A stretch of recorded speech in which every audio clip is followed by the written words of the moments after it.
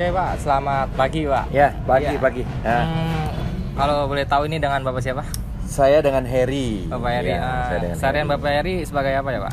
Ya, kalau saya sih saat ini selain berkesenian, berteater gitu ya, Iya. saya juga mengelola beberapa bisnis gitu. Bisnis saya ya terutama di bidang entertain juga masih relate lah sama teater tuh masih relate. Baik Pak. Nah di entertain itu Bapak mencakup apa aja seperti menjadi sutradara atau yang lainnya?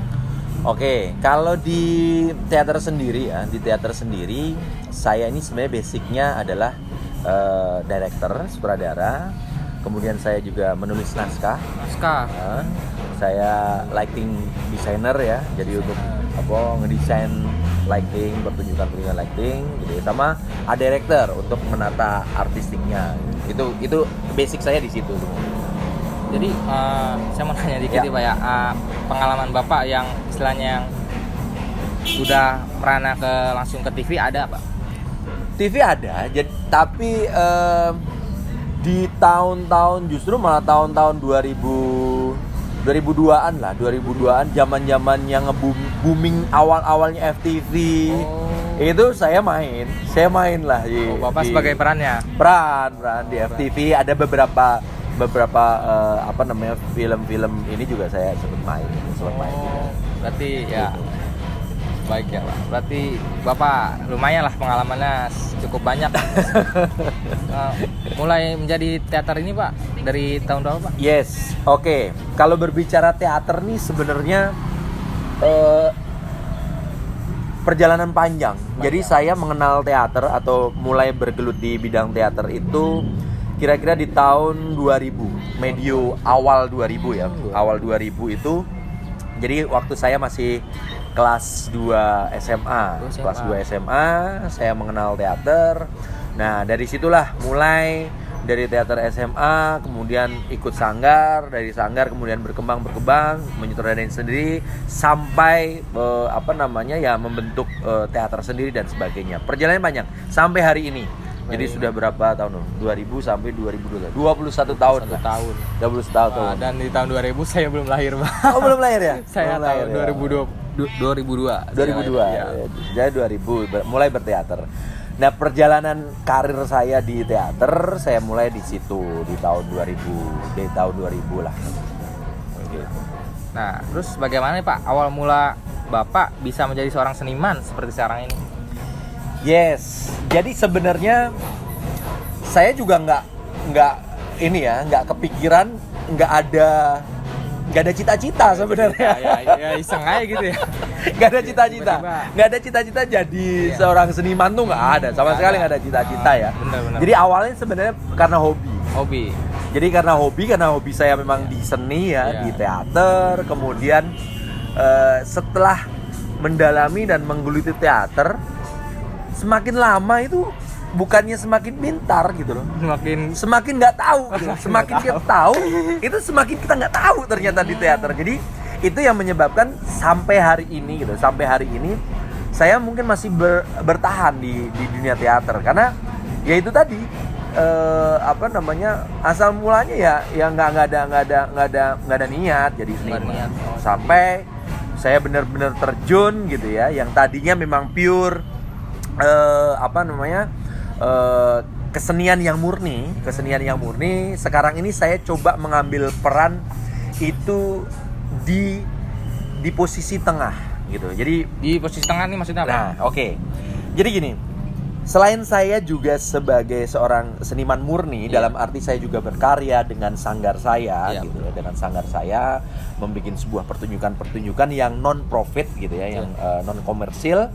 Di sisi lain saya sendiri juga memiliki bisnis. Di mana itu sebenarnya untuk menyokong kegiatan kesenian saya. Oh, jadi untuk mendanai kegiatan kesenian Bapak itu. Yes. Karena itu sebenarnya pengalaman pribadi saat saya dulu jadi kreator gitu ya, jadi sutradara, bikin sebuah pertunjukan itu susah untuk dapat sponsor. Oh betul Pak ya. Maksudnya sponsor tuh nggak datang gitu aja. Nggak datang gitu aja. Nah, akhirnya ya dengan saya kemudian mengambil porsi bahwa saya ada bidang bisnis ada I/O, ada penyewaan lighting system, sound system, multimedia. Artinya kalau kelompok saya itu bikin sebuah pertunjukan gitu ya, bikin karya, justru saya support. Selain saya juga berkarya gitu. Oh, baik. Seperti itu. Baik. Itu asal mulanya. Jadi sampai sekarang kok ya masih dan terus bertahan di dunia kesenian ini ya saya nggak akan tahu, karena begitu banyak manfaat yang saya dapatkan dari teater ini. Jadi intinya Bapak nih di seniman ini sebenarnya tidak ada keinginan, tapi tiba-tiba jadi pengen jadi seniman gitu, Pak. Intinya adalah kita nikmatin prosesnya. Jadi kalau kita sama dengan hidup ya, saat kita hidup gitu, saya berteater, saya nggak pernah mengejar menjadi saya harus jadi sutradara misalnya, atau saya harus menjadi aktor hebat. Betul. Itu saya nggak gitu. Tapi yang saya lakukan adalah saya mencoba menjalani proses teater itu dengan sebaik mungkin, dengan seikhlas mungkin, dengan seroyal mungkin. Nah, dari situ gitu, dari proses yang memang saya dalami itu kemudian secara natural pintu-pintu kebuka. Jadi malah dibalik ya, kalau kita sudah ada satu target kita harus jadi A, kita arahnya ke sana kan? Pasti langsung arahnya ke sana dituju, gitu. pasti. Nah, kadang kita jadi nggak ikhlas. Kita jadi nggak menikmati prosesnya. Benar, Pak. Gitu. Nah, kalau saya memilih, saya nikmatin aja prosesnya. Proses teater yang berliku-liku, proses teater yang begitu berdarah-darah gitu ya, begitu berdarah-darah itu, saya nikmatin betul gitu. Betul. Saya nikmatin, saya pentas nggak dibayar sering. Saya membantu sebuah pertunjukan orang gitu ya, tanpa dibayar sering banget gitu. Itu dulu gitu ya. Tapi saya nikmatin betul. Saya pernah pentas itu hanya dibayar oleh nasi bungkus warteg. Nasi bungkus warteg. Saya dibayar dengan sebungkus nasi warteg. Itu udah luar biasa, udah alhamdulillah gitu ya. Istilahnya kalau dalam Bapak tuh udah kayak pencapaian lumayan lah. Iya, udah ya alhamdulillah, karena memang saya tidak ada pretensi, tidak ada tendensi bahwa gua kalau main teater gua harus dibayar, gua harus main teater, gua harus ada ongkos buat gua, enggak. Saya ikutin aja prosesnya. Nah, dari situ kemudian justru talenta itu muncul dengan sendirinya gitu. Benar. Dengan sendirinya. Karena kita ikhlas. Betul, Pak. Gitu. Kuncinya ikhlas ya, Pak. Karena ikhlas. Harus ikhlas. Ikhlas, ikutin prosesnya. Sama seperti hidup, ikutin aja prosesnya, nikmatin. Kalau ini kan ada dua ya. Kalau kebetulan saya Muslim gitu ya. Di agama saya meyakini ada dua hal gitu. Ada ikhtiar, ada tawakal. Yang penting ikhtiar aja dulu. Ikhtiar, kita berusaha semaksimal mungkin, sebisa mungkin, seberdarah-darah mungkin. Setelah itu tawakal aja, serahin aja sama Allah, sama Tuhan sama yang kuasa gitu. Betul, kita beliau yang kuasa mau menjadikan kita seperti apa, mengalir aja. Betul, Pak. Mengalir seperti air gitu. Oke, Pak. Nah, yang kedua nih, Pak, sebagai seorang seniman, menurut pendapat Bapak, apa sih itu seni teater, Pak? Oke, kalau seni teater dalam istilah pemanggungan sih sebenarnya kan ya hanya seni peran ya. Iya, betul. Seni peran, memerankan sebuah tokoh, memanggungkan sebuah tokoh, memainkan naskah lakon dan sebagainya. Itu kan definisi ininya ya. Maaf, Pak, saya potong nih. Kayak kalau semacam acara TV kayak opera Panjapa itu masuknya ke teater atau bukan, Pak? Sebenarnya itu pun tetap peran ya. Itu teater luas kan gitu. Iya. Teater secara luas itu peran ya gitu. Tapi kan kemudian itu masuknya ke komedi. Jadi banyak. Kalau berbicara teater tuh banyak. Teater murni gitu ya. Teater yang dengan pembangunan murni misalnya, artis di panggung segala macam. Kayak OVJ, ya itu tetap masuk. Itu termasuk pertunjukan, itu masuk teater, tapi dia kan spiritnya kan teater tradisi. Betul, Pak. Spiritnya teater tradisi tanpa naskah, dia mengembangkan dengan sendirinya kayak gitu. Jadi muncul dari kata-kata sendiri gitu, Pak. Itu teater. Nah, kalau definisi teater secara itu kan gitu, seni peran ya, seni peran. Tapi sebenarnya definisi yang lebih dalam lagi tentang teater itu besar. Teater buat saya adalah seni tentang memahami hidup. Seni tentang memahami diri kita. Seni tentang memahami jati diri kita. Bagaimana kita harus bermasyarakat, bagaimana kita harus menghadapi hidup ini. Itu teater, seni teater. Menurut saya seni teater yang sesungguhnya itu. Kita memahami hidup gitu. Oh, memahami hidup. Aplikasikan ya, implementasinya ke sana. Jadi kalau kita sudah belajar teater gitu, Betul, belajar pemanggungan, acting, pentas segala macam, kan harus ada saripati kan. Benar, Saripatinya apa? Ya kita harus bisa mengejawantahkan gitu dalam kehidupan sehari-hari. Jangan di teater kita ngomong sesuatu kebaikan gitu.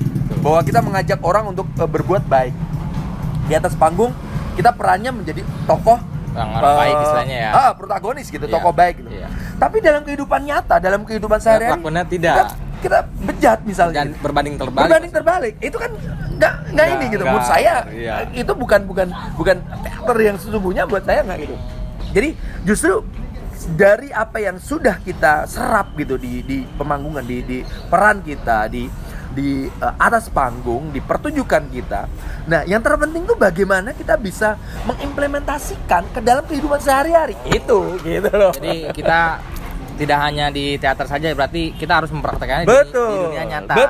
Betul. Nah, itu kalau definisi teater menurut saya tuh itu lebih luas gitu, lebih lebar gitu. Karena kan kebanyakan orang gitu Pak, di depan ya layar gitu kelakuannya baik, di belakangnya wah Yes. pasti beda. Kayak gitu. Oke, baik Pak. Sudah berapa banyak nih Pak naskah yang udah Bapak mainkan?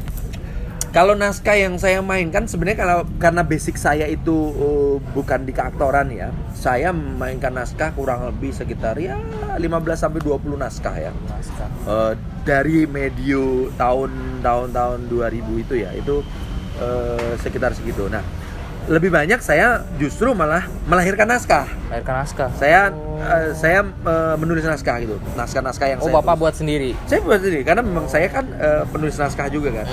Jadi ada beberapa naskah-naskah musikal yang saya tulis yang kemudian saya entah itu saya pentaskan sendiri dengan grup saya maupun kemudian dipentaskan oleh grup orang lain, misalnya dari daerah lain. Jadi Bapak membuat naskah, jadi ada yang dari grup lain yang mementaskan. Yang mementaskan. Ada beberapa naskah juga seperti itu dipentaskan oleh teman-teman di Solo misalnya, dipentaskan oleh teman-teman di Jawa Timur misalnya, seperti itu gitu. Seperti itu. Jadi Bapak menulis naskah gitu ya. Ya. Menulis naskah Ya, untuk kegiatan teater. betul. Jadi kalau pertanyaannya adalah berapa kali saya memainkan naskah ya, peran di sebuah naskah gitu ya, sekitar ya 15 sampai 20 naskah. Sampai 20 naskah gitu. Nah, Gitu. nah kan dalam nulis naskah tuh Pak ya, pasti ya pikiran kita tuh harus jernih ya. Ya. Pasti Bapak apa tuh yang Bapak pikirin dalam kayak mengarang naskah itu, Pak, membuat naskah itu. Pak, yang Bapak pikirkan gitu. Ya kalau dalam menulis naskah gitu, dalam penulisan gitu ya, Iya, Pak. itu sebenarnya ya bagaimana kita mengkondisikan hati dan pikiran kita itu sinkron. Dan kalau hati dan pikiran kita sinkron, kita mendapat satu ketenangan ya, insya Allah kita anyar nulisnya. Ini ya fokus, konsentrasi, rileks, ke sana sih. Dan yang terpenting kan imajinasi. Benar. Kita harus memiliki imajinasi yang oke gitu. Iya, Kalau Pak. mau nulis naskah nggak punya imajinasi Nggak pernah gimana? punya bayangannya gimana? Nggak pernah bayangan Iya. gimana? Kita bingung. Betul, ya. karena kalau saya menulis naskah, saat saya menulis naskah, saya harus membayangkan dengan betul, dengan sungguh-sungguh, dengan detail setiap tokoh-tokoh yang saya ciptakan. Misalnya tokoh dokter A, saya harus membayangkan betul bahwa dokter itu wajahnya seperti apa, setiap hari itu dia ngapain, pekerjaan selain dokter itu dia biasanya hobinya apa, itu harus membayangkan ke sana. Bapak ulik terus gitu. Harus saya bayangkan gitu, supaya hidup gitu. Benar. Supaya hidup, karena kan naskah kan kemudian juga saat kita sebagai penulis kita harus juga menghidupkan, karena itu akan dihidupkan oleh orang lain. Terserah nanti kalau naskah itu sudah di tangan sutradara, kemudian sutradara akan mengembangkan atau akan menginterpretasikan naskah itu seperti apa itu udah sah-sah aja. Itu bebas kan gitu. Bebas, Itu bebas gitu. Oke, baik, Pak. Nah, pertanyaan selanjutnya nih, Pak. Apa naskah yang pertama kali Bapak mainkan? Oke. Pertama kali itu saya di tahun 2000 itu memainkan naskah judulnya Kerajaan Topeng. Kerajaan Topeng. Kerajaan Topeng. Dari judulnya menarik nih. Nah, itu tuh sebenarnya kritik terhadap sekolah. Gitu. Kritik terhadap sekolah saya waktu itu di Bapak SMA sendiri. ya, di SMA. Itu masa Bapak masih SMA? Saya masih SMA kelas 2. Kemudian itu juga saya nulis sama teman saya. Jadi naskahnya karya kami gitu, karya kami. Mohon maaf nih, Pak. Kalau menulis naskah tuh biasanya bisa dapat sampai berapa lembar gitu, Pak? Nggak tentu sih ya, nggak tentu. Jadi tergantung karena durasi pertunjukan kan juga macam-macam ya. Wah, ada yang sampai ratusan halaman, ada yang sampai ada yang 20 macam-macam sih. Nah, kalau itu sih. Dan yang Bapak tulis ini yang awal ini berapa nih, Pak? Yang awal itu mungkin cuma 10 halaman kali. Jadi dialognya itu dikembangkan sendiri. Jadi benar, Pak. Waktu itu spiritnya spirit teater tradisi gitu. Jadi plottingnya kita buat, tapi dialognya sih nggak murni dari naskah. Dialognya kita kembangkan. Dialognya muncul lah di latihan. Jadi di latihan kita enak nih kayaknya dialognya ini. Tapi plottingnya atau garis besarnya gitu ya. Garis besarnya kita akan berbicara tentang ketidakadilan gitu. Jadi itu Pak, kita nggak harus patokan sama kalimat yang di naskah itu. Enggak, karena gini. Naskah itu kan karya sastra. Benar. Belum menjadi karya pertunjukan. Benar. Nah, naskah saat sudah di tangan sutradara, kemudian sutradara mengimplementasikan naskah itu gitu ya. Itu dan dipertunjukkan baru menjadi seni pertunjukan. Benar. Nah, itu bebas. Jadi gini. Saat saya menulis, yang tadi saya jelaskan, saya menulis dokter, membuat tokoh dokter. Dokter itu rambutnya putih, dia kebiasaannya ini hobinya lari pagi misalnya. Betul, gitu, ya. Kesehatan. Ya. Saat kemudian naskah itu sampai di tanganmu, kamu bisa punya kesimpulan bahwa dokter ini umurnya 70 tahun nih. Dia itu hobinya sebenarnya malah berkebun. Bisa saja. Bisa saja. Iya, bisa saja, Pak. Bisa saja karena itu terserah penilaian dari masing-masing si pemeran ya. Betul, tetapi ada satu proses yang memang harus dilewati. Apa itu? Ya riset. Kenapa kamu menciptakan dokter itu umurnya 70 tahun dan dia hobinya berkebun? Itu kenapa? Itu harus punya alasan. Betul, Pak. Gitu loh. Kan udah ibarat kata udah di umur 70 tahun, kenapa tiba-tiba dia hobi berkebun? Ya, misalnya seperti itu ya. Jadi betul. harus ada riset. Kayak gitu. Jadi yang teater yang Bapak mainkan pertama kali itu 2000. Judulnya Kerajaan Topeng itu di tahun 2000. Tahun 2000. Belum lahir ya?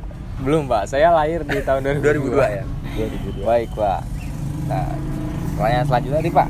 Bagaimana kesan Bapak waktu pertama kali memainkan naskah tersebut, Pak? Kesannya nih, Pak. Gado-gado. Gado-gado apa nih? Gado-gado tuh gini. Iya grogi, iya seneng, apalagi waktu itu SMA ya. SMA kan zaman-zaman ini ya, zaman-zaman kita lagi nya banget gitu ya, mencari jati diri. Wah, bener. Jadi rasanya ya nano-nano, ya seneng, ya bangga ya tentunya. Bapak menulis naskah sekaligus menerangkan ya. Oh. Ya, waktu itu peran saya itu jadi raja. Wih. Jadi rajanya. Ya, gitu. baik. Gue jadi rajanya. Bukan saya bukan saya KKN ya, karena nulis juga ini enggak, tapi kesepakatan teman-teman. Ya lu aja. Betul. Lu kayaknya songong nih. Ya, kayak gitu. Nah, seperti itu gitu. Jadi ya di Kerajaan Topeng itu saya mulai kayak gitu. Kayak gitu. Pertanyaan selanjutnya, Pak. Melihat penonton yang begitu antusias, apa Bapak senang, Pak? Pastinya. Jadi kalau kita latihan teater kan bukan latihan yang sehari 2 hari ya. Iya betul Pak. Kita bisa 6 bulan sampai 1 tahun. Benar Pak. Latihan untuk menyiapkan satu pertunjukan yang akan ditonton oleh orang maksimal 2 jam. Maksimal 2 jam. Kita persiapkannya bisa 6 bulan sampai 1 tahun. Ditonton cuman 1,5 sampai 2 jam. Betul. Nah artinya kalau kemudian penonton itu antusias, terbayar kan. Betul Pak. Berdarah-darah kita latihan, dan latihan teater bukan kayak latihan ini ya, bukan kayak latihan latihan teater tuh luar biasa menarik gitu, luar biasa mengasihkan, melelahkan dan apa namanya. Tapi itu tadi, itu terbayar saat melihat respon penonton, antusias Pak. penonton yang begitu besar. Jadi kita nggak sia-sia latihan lama. Yes, betul. Dan hasilnya pun wah, lihat banyak orang Betul. dan karya kita dihargai. Betul, gitu. betul. Oke Pak. Selanjutnya nih Pak, jika jumlah penontonnya tidak banyak, bagaimana perasaan Bapak nih? Iya pastinya sedih ya. Tapi balik lagi bahwa itu proses gitu. Betul Pak. Kita harus kemudian melihat ke dalam diri kita. Jadi kalau ini kita harus introspeksi. Kenapa sih kok penontonnya itu sedikit? Apakah karena tim produksi kita yang kurang maksimal? Artinya publikasi yang kurang maksimal kah? Betul, Pak. Atau memang konten yang kita pentaskan itu kurang menarik? Atau ada apa sih sebenarnya ya? Ini yang harus ini. Kalau berbicara sedih, ya sedih. Sedih pasti. Tapi itu menjadi pembelajaran kan buat kita. Iya, kenapa gitu? Kenapa? Nah, saat kita sudah ketemu kenapa alasan kok penontonnya sedikit gitu, itu bisa kita perbarui kan.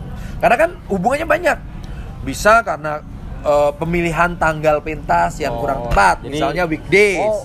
Nanti pemilihan tanggal tuh berpengaruh juga. Berpengaruh. Karena gini, misalnya orang-orang hari-hari bekerja misalnya. Iya betul Pak.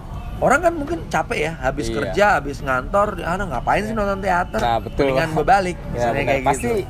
Pasti dipilihnya di waktu weekend paling nggak? Biasanya weekend, kemudian juga di jam-jam yang relatif lebih senggang gitu. Biasanya habis isa jam 8 deh. Biasanya jam 8 malam kita udah ini. Kemudian juga kita harus lihat traffic gitu. Apalagi Jakarta ya. Iya, betul, Jakarta kan kita harus lihat tingkat kemacetan dan itu ngaruh. Seperti Jadi, itu. Benar-benar harus dipikirkan gitu Pak ya. Ya, Kalau ya. kita betul. Oke Pak. Nah selanjutnya nih Pak, sebagai aktor teater, apakah Bapak merasa kalah dengan sinetron? Gak ada menang kalah ya. Gak ada menang kalah, itu pilihan. Betul, pilihan. Itu pilihan. Bener Pak. Kita memilih sebagai orang teater gitu ya. Baik. Pemain sinetron juga baik. Itu pilihan masing-masing. Jadi kalau pertanyaannya apakah merasa kalah? Enggak kok. Karena nggak ada kalah menang. Iya bener Pak. Nggak ada kalah menang. Gitu. Seperti itu sih. Oke, selanjutnya nih Pak. Orang teater masih terus berkarya dan beraktivitas. Sementara itu sepertinya kurang mendapat tempat dari pemerintah ya Pak. Gimana Pak? Tanggapan Bapak? Ya, pada kenyataannya seperti itu. Di Indonesia khususnya, seni teater gitu ya. Seni teater itu belum bisa, boleh dibilang ini, seni teater belum bisa menghidupi. Belum bisa menghidupi.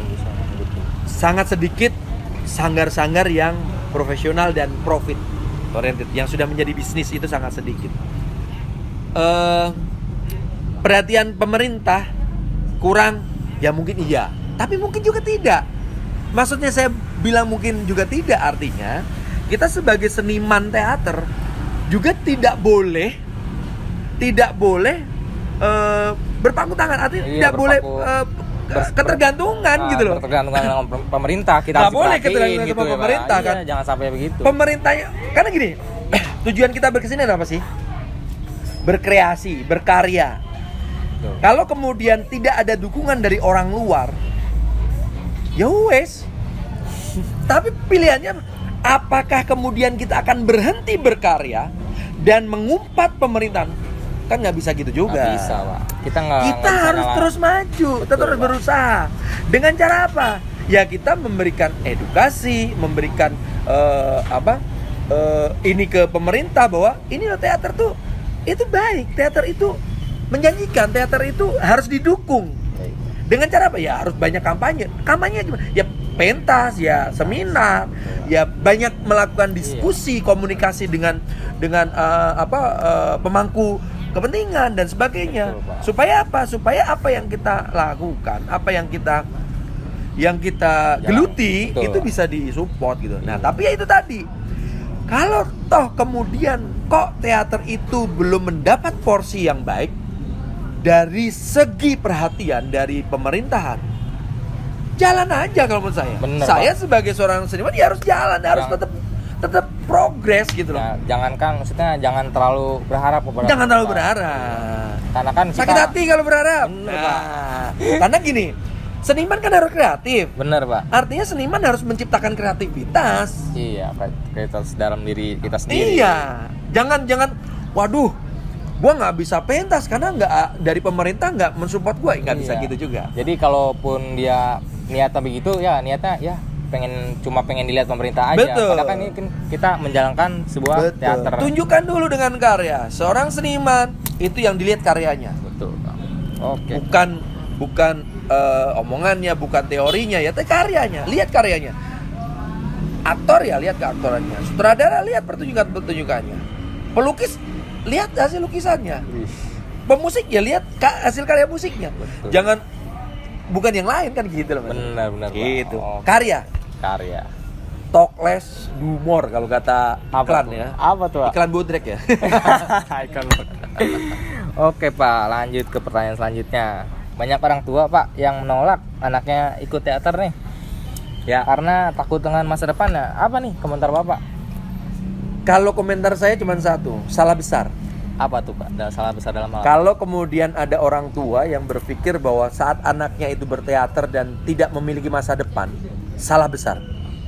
Nah, Kenapa saya bilang gitu? Saya adalah saksi, saya adalah pelaku teater itu sendiri, dan saya membuktikan bahwa dari teater saya bisa menghidupi anak istri saya. Tapi itu tadi, kita harus kreatif. betul, Pak. Kan gitu, saya bilang di awal tadi bahwa saya sebagai seorang seniman murni, saya tetap harus membuat karya. Betul, Pak. Tapi saya juga harus punya keluarga yang harus saya hidupi. Betul, Pak. Karena saya sadar betul bahwa teater belum bisa menghidupi di Indonesia ini, saya harus punya kreativitas yang lain. Betul, harus berusaha Makanya kemudian saya bikin bisnis. Yang saya bilang, saya punya I.O, saya punya penyewaan lighting, punya penyewaan sound system, punya penyewaan panggung. Betul. Saya juga punya kafe saat ini. Saya juga punya bengkel mobil saat ini. Dan saat ini saya juga punya sebuah aplikasi. Betul, Pak. E-commerce. Saya punya e-commerce. Saya menciptakan sebuah aplikasi namanya sewa-sewa. Sewa-sewa. Sewa-sewa. Itu adalah e-commerce untuk penyewaan barang dan jasa. Oh, penyewaan barang-barang Bapak ini. Barang Bisnis. enggak harus saya, semua. Jadi kayak topet, kalau topet kan jual beli. Betul. Kalau saya lebih penyewaan. Oh. Jadi penyewaan. semuanya bisa menjadi penyewa, bisa menyewakan, bisa menjadi menyewakan juga. Oh, jadi Gitu. Nah, itu apa? Tujuannya supaya saya tetap bisa survive. betul, Pak. Jadi kalaupun kita Gitu. jalan aja di teater, nah namun nggak ada support dari dana ataupun dari Nggak yang bisa. lain, nggak bisa jalan. Nggak bisa jalan, tetapi kita harus kreatif. Betul, harus Pak. menciptakan menciptakan lompatan-lompatan, menciptakan gini. Seniman tuh harus kreatif. Betul. Kita nggak boleh ketergantungan sama satu pihak, sama orang lain pun. Kita harus kreatif. Kita harus lebih lihai daripada pemain bola gitu loh. Betul, Pak. Jadi kalau kita mentok di sana, kita harus kreatif. Betul. Untuk menciptakan peluang. Jadi seorang seniman harus menciptakan peluang. Gitu loh maksudnya. Peluang apa? Ya untuk survive, untuk berkarya. Gitu, makanya ya itu tadi. Kalau kemudian pertanyaannya adalah banyak orang tua yang kemudian tidak mengizinkan atau tidak setuju dengan anaknya terjun teater. Buat saya salah besar. Betul. Saya pelaku. Dari teater lah saya bisa membangun bisnis-bisnis saya. Bukan hanya satu. Saya memiliki Blitz Group, ada Blitz Production. Blitz Production ini adalah I.O, penyewaan lighting, penyewaan sound system, panggung, proyektor, TV plasma dan sebagainya. Saya punya Blitz Cafe, yaitu adalah kuliner ya, di bidang kuliner. Saya punya Blitz Auto Service. Itu adalah bengkel mobil, ada cuci mobil, cuci motor, ada jual aksesoris dan sebagainya. Dan saya satu lagi ada menciptakan aplikasi, yaitu namanya sewa-sewa itu. Nah, itu muaranya mana? Awalnya apa? Teater. Awalnya teater. Saya bilang awalnya teater. Saya tidak kuliah.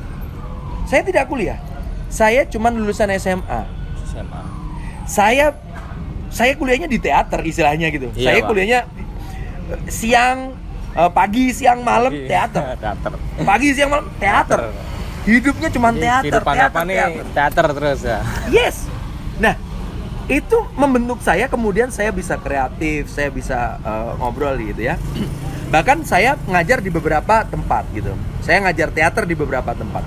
Saya di UI, Universitas Indonesia, saya ngajar di beberapa fakultas. Ada di Fakultas Hukum, saya pernah ngajar. Psikologi, saya pernah ngajar. Fakultas Ilmu Kesehatan, saya pernah ngajar. Saya di Presiden University, saya pernah ngajar. Semua mahasiswa saya dapat nilai A+. Saya tidak kuliah, tapi saya ngajar anak kuliah. Bahkan sampai beberapa kali gitu, saya diskusi dengan teman-teman UI gitu. Kak kuliah di mana? Kakak kuliahnya psikologi ya? Waktu saya ngobrol sama teman-teman anak-anak psikologi. Iya betul. Kakak kuliahnya di psikologi? Enggak, saya nggak kuliah. Enggak kak, karena apa yang kakak sampaikan itu ada semua di ilmu psikologi kita. Saya kaget. Masa sih? Bener kak. Padahal apa? Saya dapat itu semuanya dari teater. Di teater, Pak. Artinya begitu luas kan gitu. Saya ngejuriin di beberapa festival-festival teater gitu ya. Saya mengisi workshop di Surabaya, di Solo, di itu ya karena teater gitu. Kayak gitu. Oke, baik, Pak. Terima kasih nih Ya, dengan Bapak siapa tadi? saya Heri. Bapak Heri nih atas wawancara yang sudah dilakukan ya. Ya. Semoga teater ini tetap berjalan dengan lancar, Pak. Dan disupport terus oleh pemerintah, Pak. Amin. Pak, terima kasih banyak, Pak. Wassalamualaikum warahmatullahi wabarakatuh. Waalaikumsalam warahmatullahi wabarakatuh. Diminum? Oke, Pak. Kita minum dulu ya. Ya, silakan.